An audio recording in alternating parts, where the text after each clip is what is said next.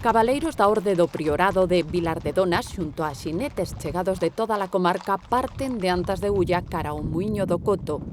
Son os participantes na primeira ruta cabalar da Ulloa. É a única ruta de Galicia que pasa polos tres concellos. Empezamos en Antas, pasamos polo concello de Palas e despois rematamos a ruta no concello de Monterroso. Veñen sobre todo dos arredores nun perímetro máis ou menos de uns 50-60 kilómetros, de Arzúa, de Lalín, de Melide, de Orense, de Gontá, de Palas de Rei, de ayuntamientos cercanos, municipios cercanos ao noso. Logo de cruzar o río Ulla, cabalgaron ata a zona coñecida como as Correntes do Corgo. Houve un tramo moi bonito pola beira do río, inda que amenazaba a auga, non caeu gota de momento. Bueno, xémola algo rápida e tal, pero disfrutamos dela. Chegados ao concello de Palas de Rei, fixeron unha parada baixo pinos e castiñeiros no camiño de Santiago. Un descanso para os xinetes e os cabalos.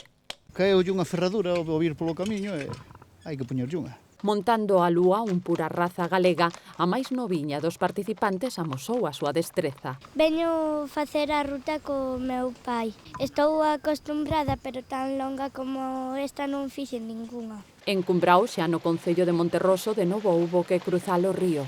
Percorreron unha trintena de kilómetros para rematar no mercado gandeiro monterrosino. Cruzamos muchísimos bosques, de arboleda, montes e fincas, de pradería e todo eso que é máis bonito que o asfalto. Malia a dureza de algún tramo, a paisaxe da primeira ruta cabalar da Ulloa seduciu a todos os participantes.